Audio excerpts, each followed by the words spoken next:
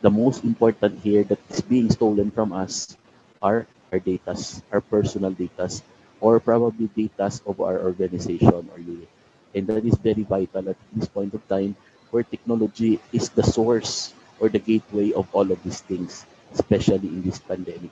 That's why we are given the task, if not to review all the policies that we have in terms of cybersecurity, we will draft a policy that is in harmony together with the Cybersecurity Plan, National Plan, and of course your Cyber Prevention Act together with your data privacy law. Now, let me start with the cybersecurity risk management. Uh, First is before we start, we need to identify what are the questions of understanding, how to identify, analyze, evaluate, report, and mitigate the cybersecurity risk.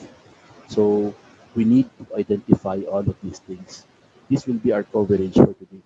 We should know how to identify what are our possible assets. We should analyze what are those assets, what are those possible threats, and we must know how to evaluate where is the possible weaknesses, where possible threats could occur, and then we do reports. We need to document reports. We need to document reports so that whatever possible weaknesses that we have encountered will not happen again. And of course, we should know how to mitigate. We should know how to mitigate possible actions that we will do in case it happens in our system or in our network. So our normative for your reference for today will be your ISO 3000, 31000, or basically known as your General Risk Management Guidelines of ISO.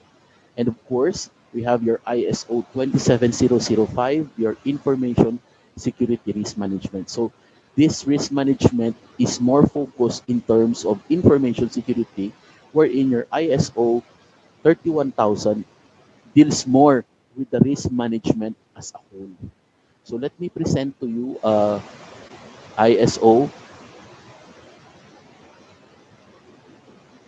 Let me present to you ISO.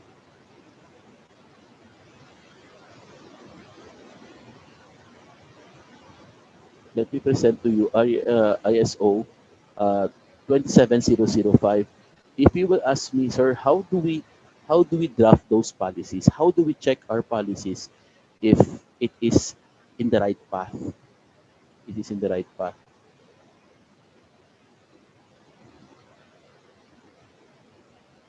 So try to look at this one, the ISO 27005. First, it's very clear here.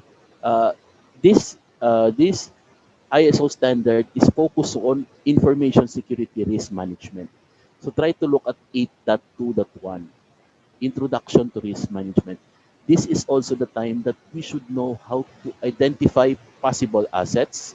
We should identify possible threats. We should know how to identify existing controls. What are those vulnerabilities in case it will happen? And what are those consequences? So after those things, we must know how to analyze. We must know how to analyze the methodologies, the consequences, the incident, and the risk of determination. And even we would like to identify what are the degree or what is the degree of or the level or impact that the threats has done to our system or network. So we should be able to identify all of those things. And then lastly, as part of that, we must also, of course, make some avoidance. Okay. And then in the last part, this is where your information security and communication, information risk monitoring and review takes place. That we should be monitoring it every now and then for possible breach of attacks. Now, let me jump through with the page 14. Uh, I will be providing you later with this one, this e-copy here. So if you will try to look at this one, the risk identification, it is already stated here. The purpose of risk identification is to determine what could happen to cause a potential loss and to gain insight of how, where, and why the loss might happen. The steps described in the following subclauses should collect input data and risk analysis activity.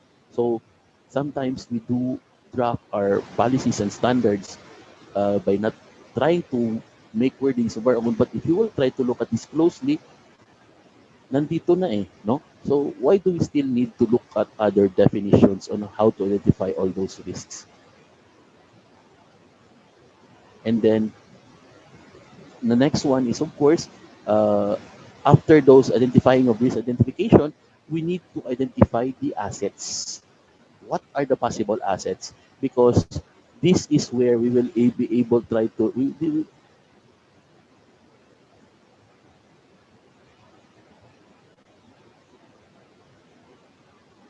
this is where we try to get our this is how we identify our assets. We need to know what is in our infrastructure. We need to know what are our possible what are our possible systems. Sandali mag-change ako ng ano, baka may problema sa headset ko eh. Change lang ako ng headset for a while.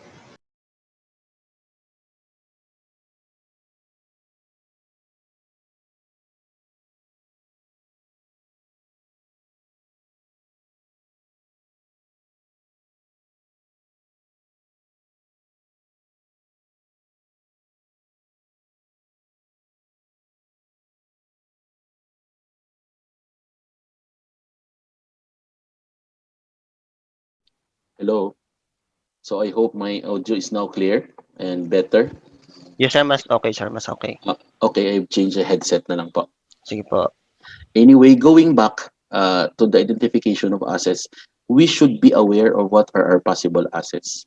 We should know those assets because if we do not know how to identify our assets, we might left out something in listing and be able not to analyze it. And this is where your breach will come in.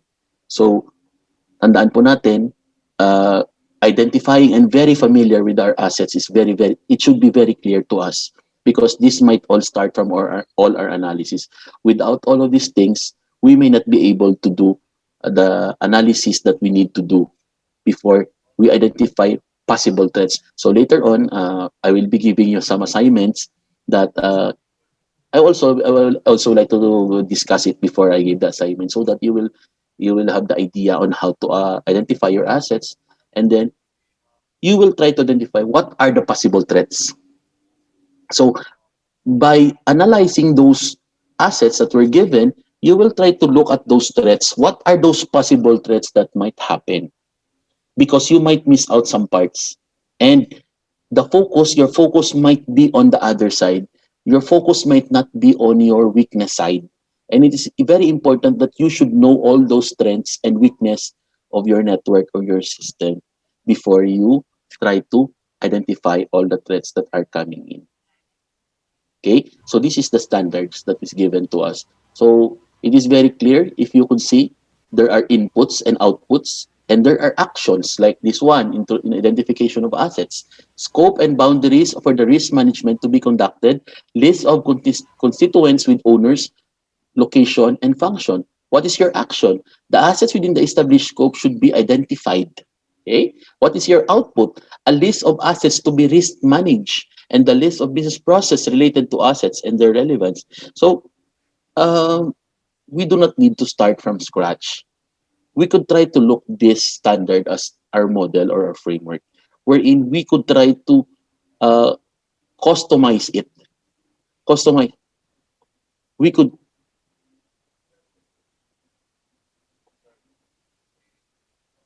customize it. Sorry po. Nag-hang po ba ang PowerPoint? Sorry, sorry. Going back. Ito po yung as what I have discussed a while ago. This is the standard that we will be using.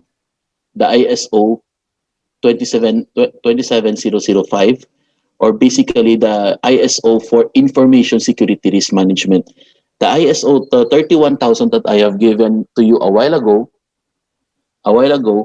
is more on the general risk management as a whole.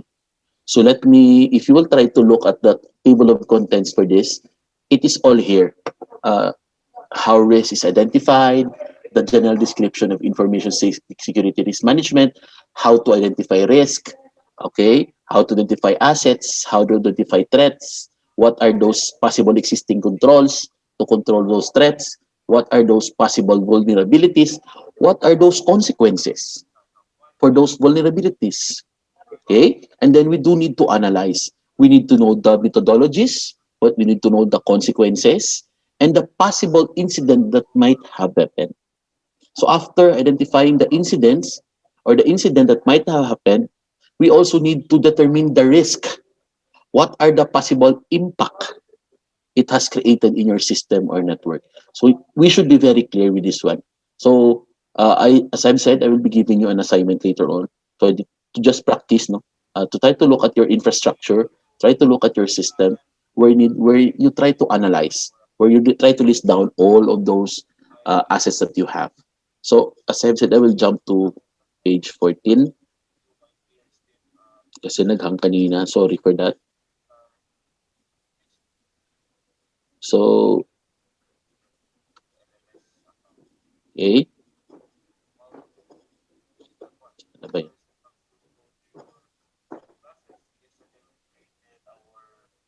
Okay. So here is we need to identify the risk. How do we identify the risk? Okay. So it's very clear here. We have the scope, the boundaries, we have the actions. What are the possible actions that we need to do? And of course, what are the possible output? So our output in the identification of assets is a list of assets to be risk managed. So we need to list down. And of course, and the list of business processes related to assets and their relevance.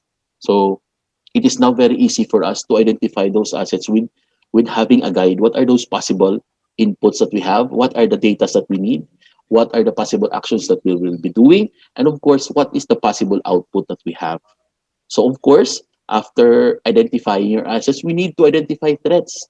What are those possible threats based on the assets that you have given? So basically, it will just follow.